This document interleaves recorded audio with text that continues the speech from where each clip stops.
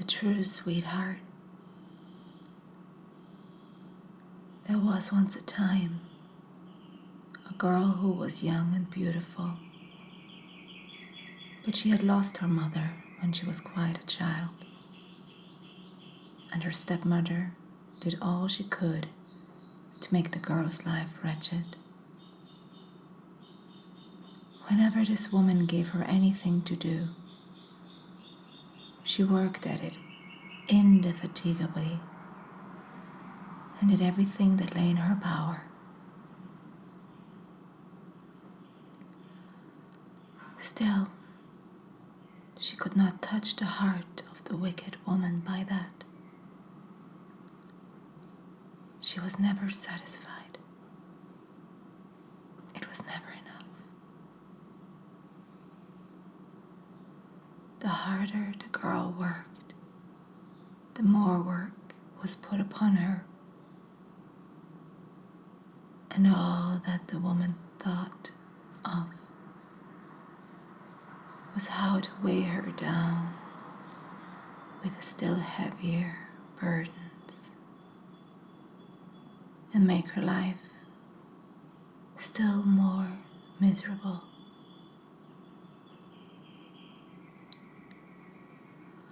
One day she said to her, "Here are 12 pounds of feathers which thou must pick,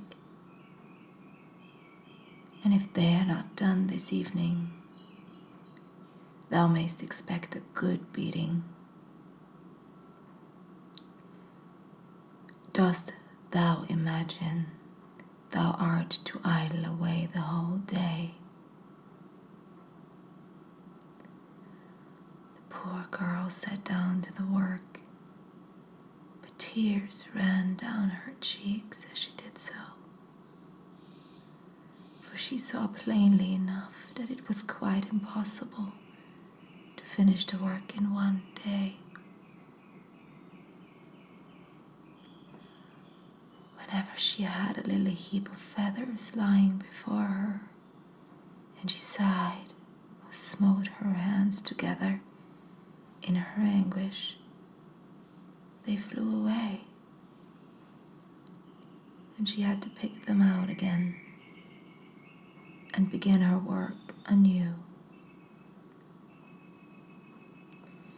Then she put her elbows on the table, laid her face in her two hands, and cried, "Is there no one, then, on God's earth to have pity on me?"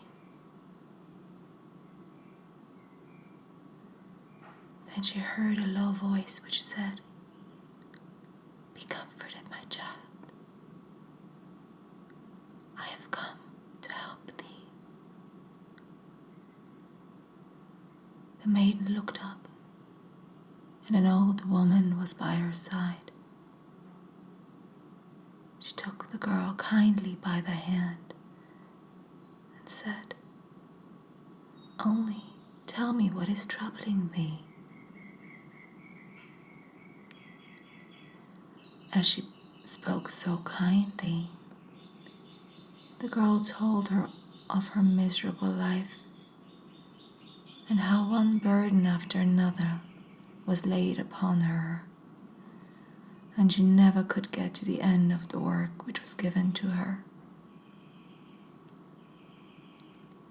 "If I have not done these feathers by this evening, my stepmother will beat me. She has threatened she will, and I know she keeps her word." Her tears began to flow again, but the good old woman said, "Do not be afraid, my child. Rest a while, and in the meantime, I will look to thy work." The girl lay down on her bed and soon fell asleep.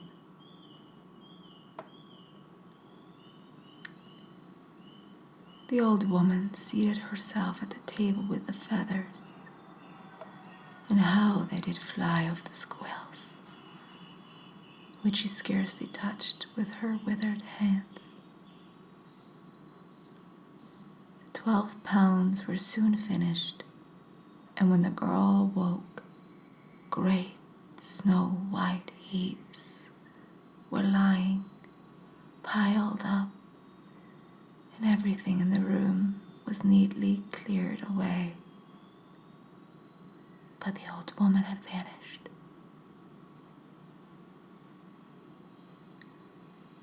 The maiden thanked God and sat still till evening came, when the stepmother came in and marveled to see the work completed.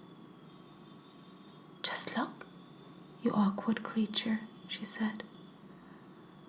"What can be done when people are industrious? And why couldst thou not set about something else?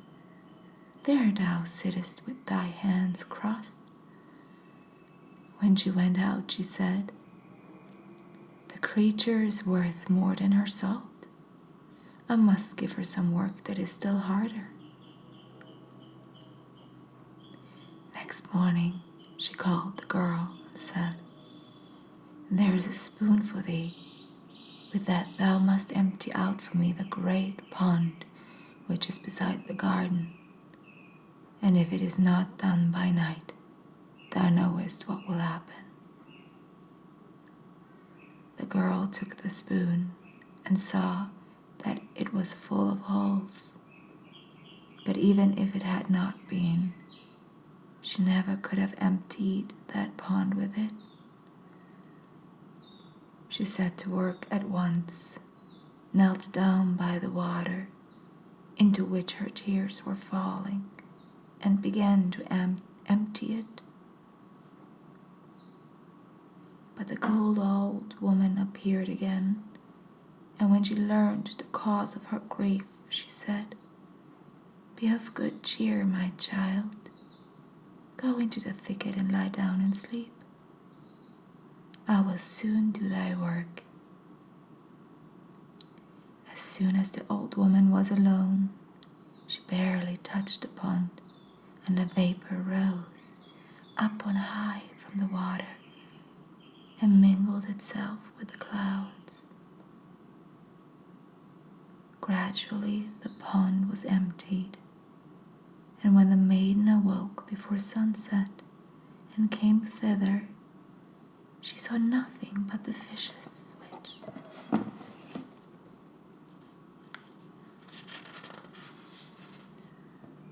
were struggling in the mud. She went to her stepmother and showed her that the work was done. "It ought to have been done long before this," she said, and grew white with anger. But she meditated something new. On the third morning, she said to the girl, "Thou must build me a castle on the plain there, and it must be ready by the evening." The maiden was dismayed and said, "How can I complete such a great work?" "I will endure no opposition," screamed the stepmother. "If thou canst empty a pond with a spoon that is full of holes, thou canst build a castle too. I will take possession of it this very day. If anything is wanting, even if it be the most trifling thing in the kitchen or cellar, thou knowest what lies before thee." She drove the girl out, and when she entered the valley, the rocks were there, piled up one above the other, and all her strength would not have enabled her even to move the very smallest of them. She sat down and wept, and still she hoped the old woman would help her. The old woman was not long in coming. She comforted her and said, "Lie down there in the shade and sleep. and I will soon build the castle for thee. If it will be a pleasure to thee, thou canst live in it thyself." When the maiden had gone away, the old woman touched the grey rocks. They began to rise and immediately moved together as if giants had built the walls, and on these the buildings arose, and it seemed as if countless hands were working invisibly and placing one stone upon another. There was a dull, heavy noise from the ground. Pillars arose of their own accord on high and placed themselves in order near each other. The tiles laid themselves in order on the roof, and when noonday came, the great weathercock was already turning itself on the summit of the tower, like a golden figure of the Virgin with fluttering garments.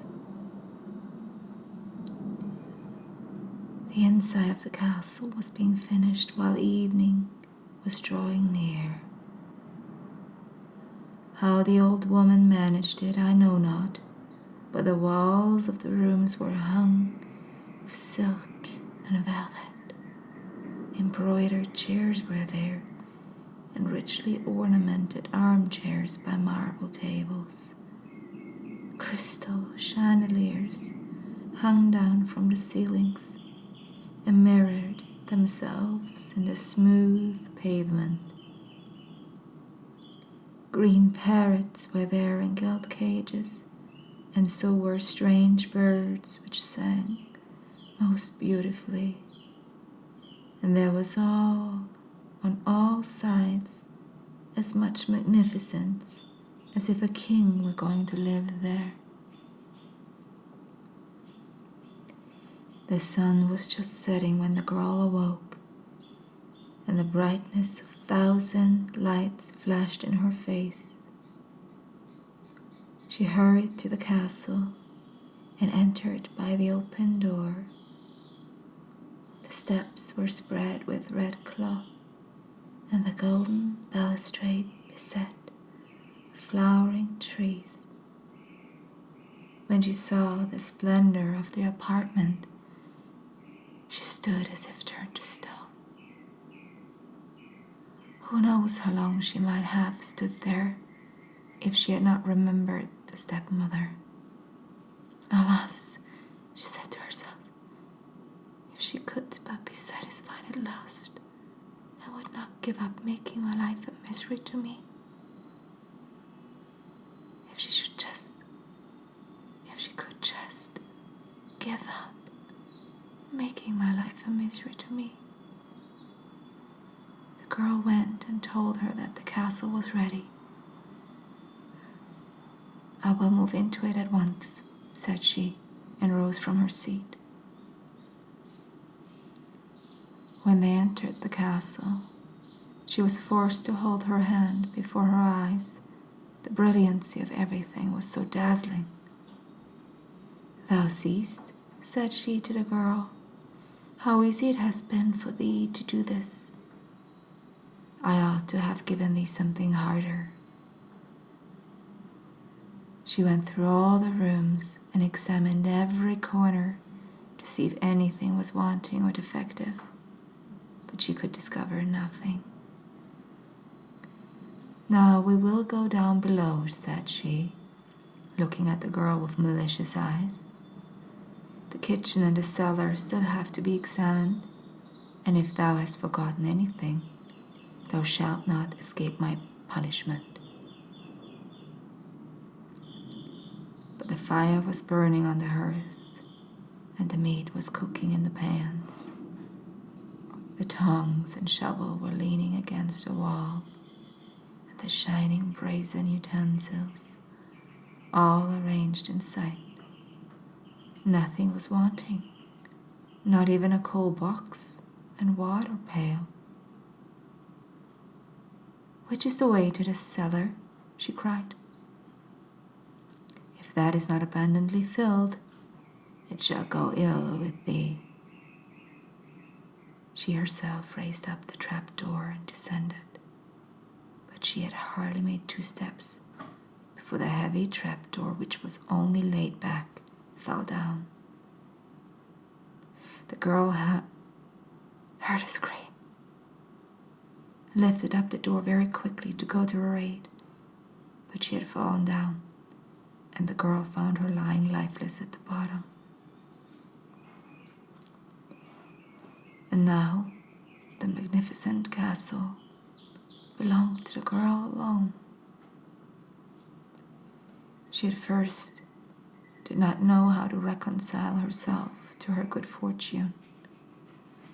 Beautiful dresses were hanging in the wardrobes. The chests were filled with gold or silver, or with pearls and jewels, and she never felt a desire that she was not able to gratify. And soon the fame of the beauty and riches of the maiden went over all the world. Wooers presented themselves daily, but none pleased her. At length the son of the king came, and he knew how to touch her heart, and she betrothed herself to him. In the garden of the castle was a lime tree, under which they were one day sitting together, when he said to her, "I will go home and obtain my father's consent to our marriage. I entreat thee to wait for me here under this lime tree. I shall be back with thee in a few hours." The maiden kissed him on his left cheek and said, "Keep true to me, and never let anyone else kiss thee on this cheek. I will wait here under the lime tree until thou returnest."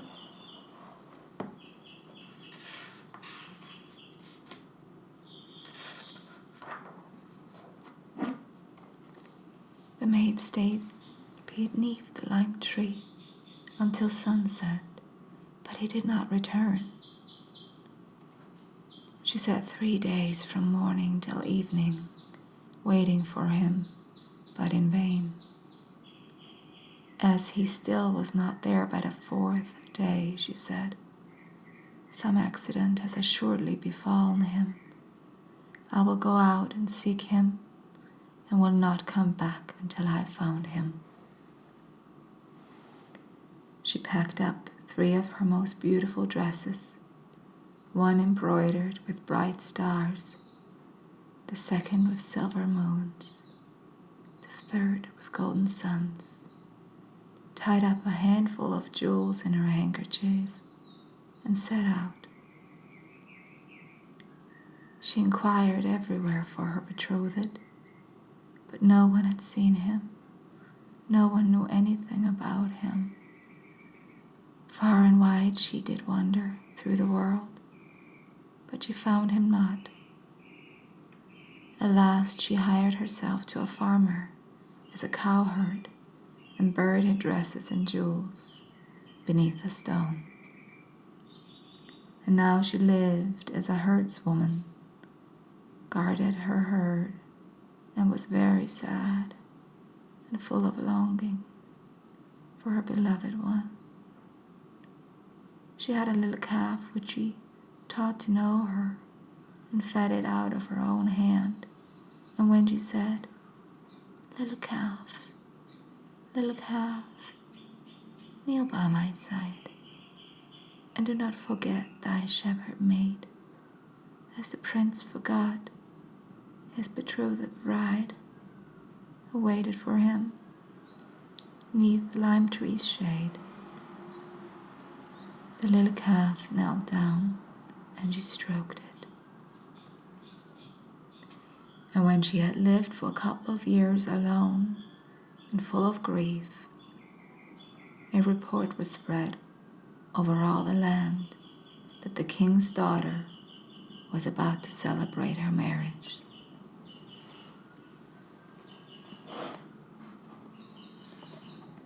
The road to the town passed through the village where the maiden was living. And it came to pass that once when the maiden was driving out her herd, a bridegroom traveled by. He was sitting proudly on his horse and never looked round.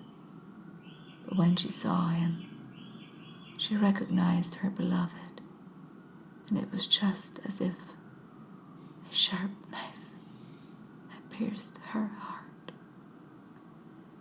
"Alas," said she, "I believed him true to me, but he has forgotten me." Next day he again came along the road. When he was near, she said to the little calf, "Little calf, little calf, kneel by my side, and do not forget thy shepherd maid, as the prince forgot his betrothed bride, who waited for him 'neath the lime tree's shade." When he was aware of the voice, he looked down and reined in his horse. He looked into the herd's face and then put his hands before his eyes as if he were trying to remember something. But he soon rode onwards and was out of sight. "Alas," said she, "he no longer knows me." And her grief was even greater. Soon after this, a great festival 3 days long was to be held at the king's court, and the whole country was invited to it.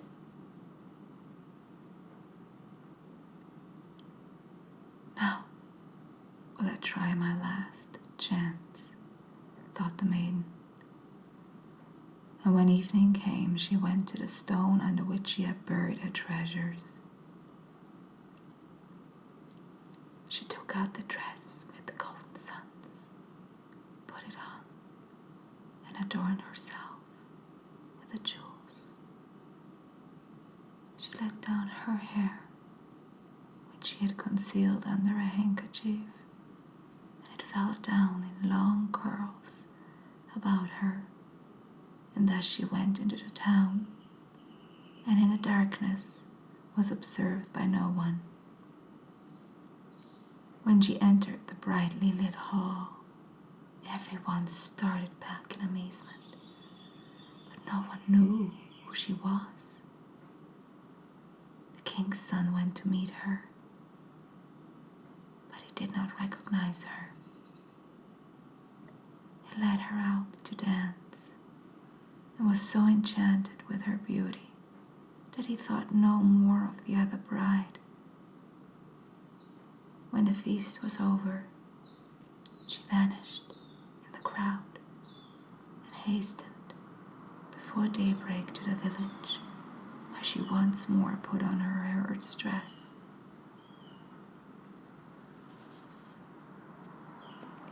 Next evening, she took out the dress with the silver moons and put a half moon made of precious stones in her hair. When she appeared at the festival, all eyes were turned upon her, but the king's son hastened to meet her and, filled with love for her, danced with her alone and no longer so much as glanced at anyone else. Before she went away, she was forced to promise him to come again to the festival on the last evening. When she appeared for the 3rd time, she wore the star dress, which sparkled at every step she took, and her hair ribbon and girdle were starred with jewels. The prince had already been waiting for her for a long time and forced his way up to her. "Do but tell who thou art," said he. "I feel just as if I had already known thee a long time. Dost thou not know what I did when thou leftest me?" Then she stepped up to him and kissed him on his left cheek, and in a moment it was as if scales fell from his eyes, and he recognized the true bride. "Come," said he to her, "here stay no longer," gave her his hand and led her down to the carriage. The horses hurried away to the magic castle, as if the wind had been harnessed to the carriage. The illuminated windows already shone in the distance when they drove past the lime tree. Countless glowworms were swarming about it. It shook its branches and sent forth their fragrance. On the steps, flowers were blooming, and the room echoed with the song of strange birds.